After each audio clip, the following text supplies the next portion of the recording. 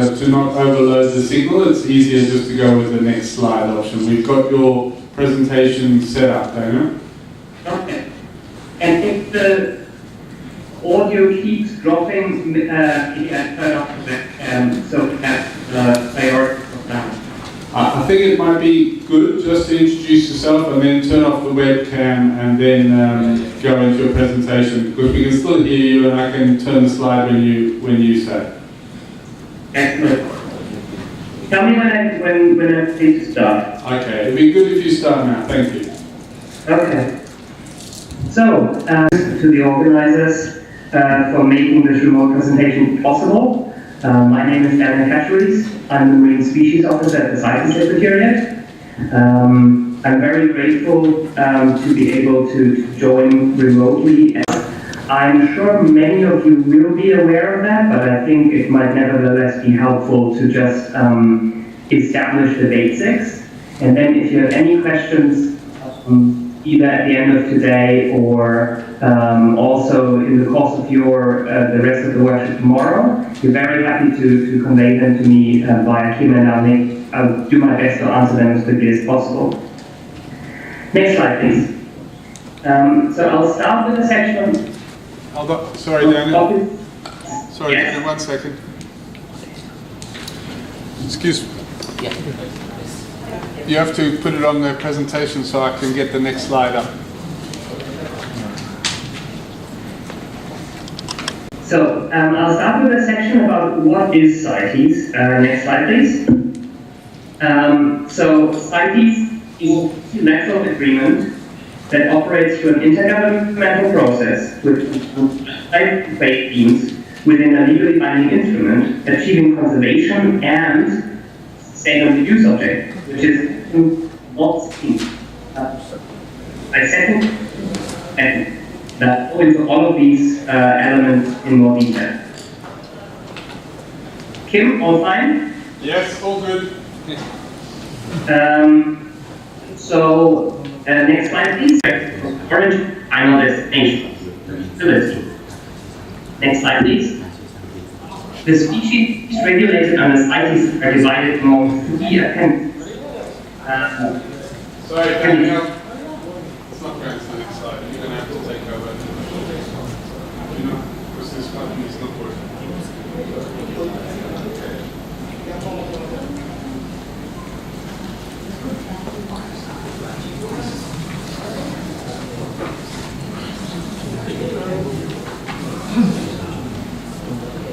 All good? Just give him 1 minute, Daniel. I think what he's done is he's clicked onto Skype again, so the machine's not recognizing the talk in the background. I think he has to click on the talk, but the technician's just trying to work it out. We're currently still on the CITES objective slide. Okay. I'll tell you when it's moved. Thank you. No worries. Unless it's regulated. And Appendix 3 contains species that are protected in at least one country, which has asked other CITES parties to assist in control of this. Additions to Appendix 3 can be done unilaterally. Appendix 1 or 2 requires a decision by the conference of the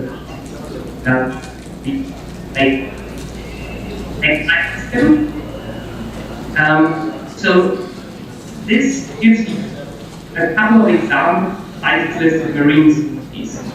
And click please, Kim. There should now be a red rectangle around sawfish.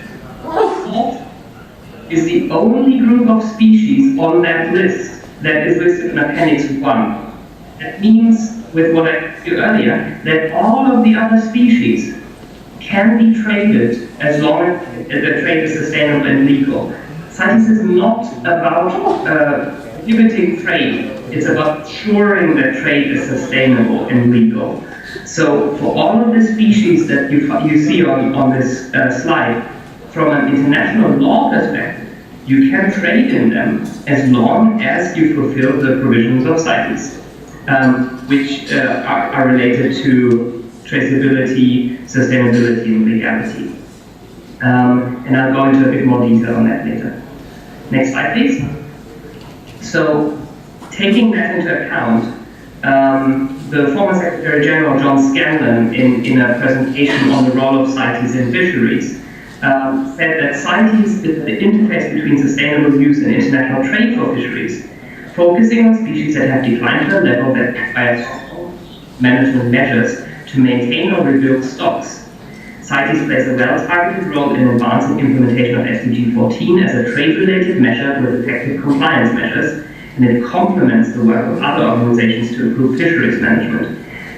CITES is not seeking to replace any other organization. It's more of figuring out for the species that parties have decided to present as CITES, how to synergistically work together and how can CITES help achieve the mandate of other organizations as well. For example, by adding trade control on top of other measures and by adding binding compliance measures. And for example, most of the scientific evidence used in fishery science would easily fulfill the requirements of CITES non-detriment planning. In fact, even less complicated fisheries statistics would be extremely useful for parties to fulfill the sustainability criteria and studies. And I'll go into a bit more detail later. So how does CITES work? Next slide. And again, next slide. The common procedural mechanism set by is one, permitting and certificates. So for any import, export, re-export from the sea, CITES requires the respective permits or certificates, and it applies to animals and plants, live, dead, parts and derivatives, and permits are only issued if conference that takes place every 3 years. It's the only place where major decisions on the CITES can be made. The Conference of the Parties has created subsidiary groups which do work when the parties isn't in session, and that is on the one side the Standing Committee, which is has most it's parties that are present there. There's a system of regional representation, but most of the time, almost all of the parties are there. And the Standing Committee can make decisions on compliance matters and on trade regulation, implementation of the convention, sort of more legal and compliance matters in the years in which there's no COP. So usually there's 2 standing committees, and then there's a COP, and then it's 2 standing committees again. The Plants and Animals Committee on there are technical committees that are also important to be invited, but there it's individuals serve. It's not parties, it's individuals that serve in their personal capacity as experts and provide guidance. It's also, again, a system of regional representation, and they can provide technical guidance to the Standing Committee and the Conference of the Parties.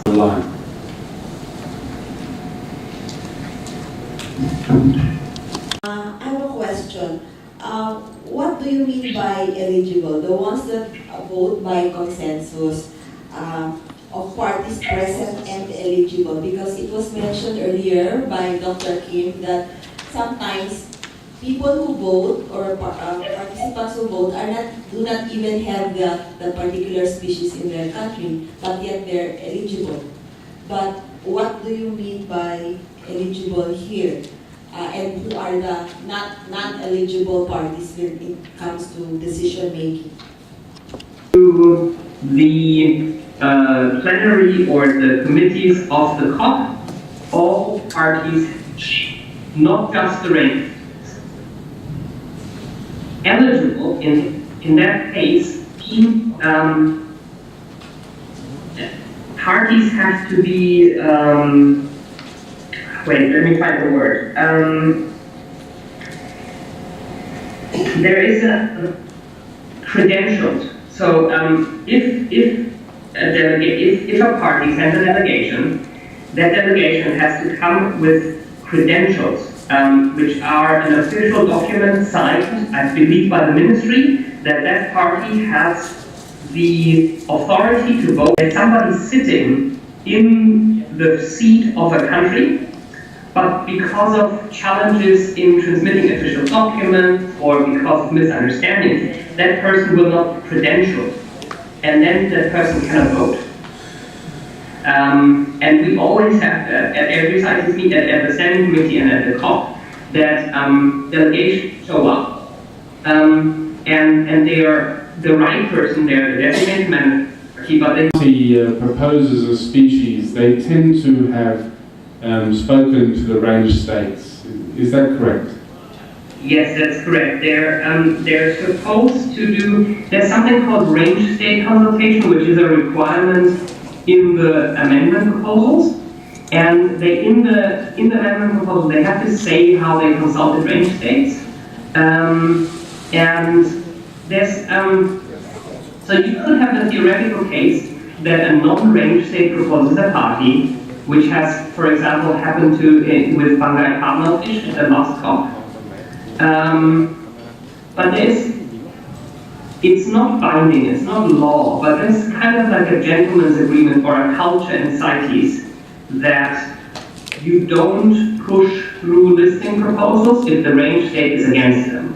So, for example, fungi cardinalfish might have carried the day if it had come to a vote, even though the range state Indonesia was against it. But instead, the Commission, or the European Union, which was a proponent, decided to withdraw its proposal and instead propose a set of decisions to work on fungi cardinalfish in the intersessional period.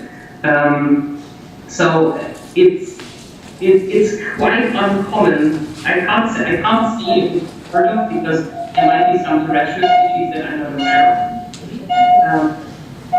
But it's quite rare that the Congress of the Parties forces a proposal on a range state unless other range states of the species support it. Thank you. Is there any more questions for Dan? Yes.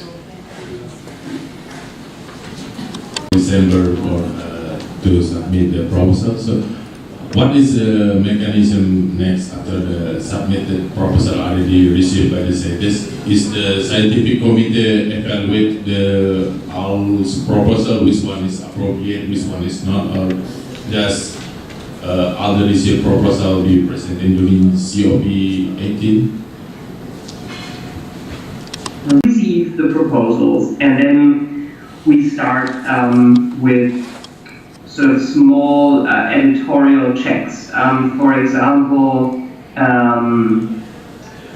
is the nomenclature correct? Is the nomenclature reference provided? We might need to check with the nomenclature expert on any guidance regarding nomenclature questions.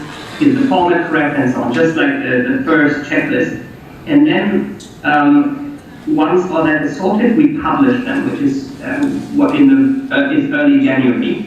And at the same time, we send it to all the parties, and we send it to the relevant organizations, so for example, FAO, CFDET, and so on, to provide their comments. At the same time, the Secretariat, the Convention asks the Secretariat to provide its own recommendations on each of the proposals. So what we do is we start reviewing the proposals based on the criteria RS resolution. Thank you, Mr. Daniel, comprehensive presentation. Within your presentation material, non-determinant finding, NBS can use different methodologies and approaches. For example, 3 examples: risk assessment, stock assessment, and adaptive management. I want to confirm adaptive management. Sometimes wider meaning, sometimes restrict. What kind of adaptive management can you use? Any example or any explanation briefly? Thank you so much. Thank you. If I it depends a bit on how you how do you define it, but it's listed shark species, but they haven't collected data to the species level. Then when the scientific authority was asked to make an NDF, at first the scientific authority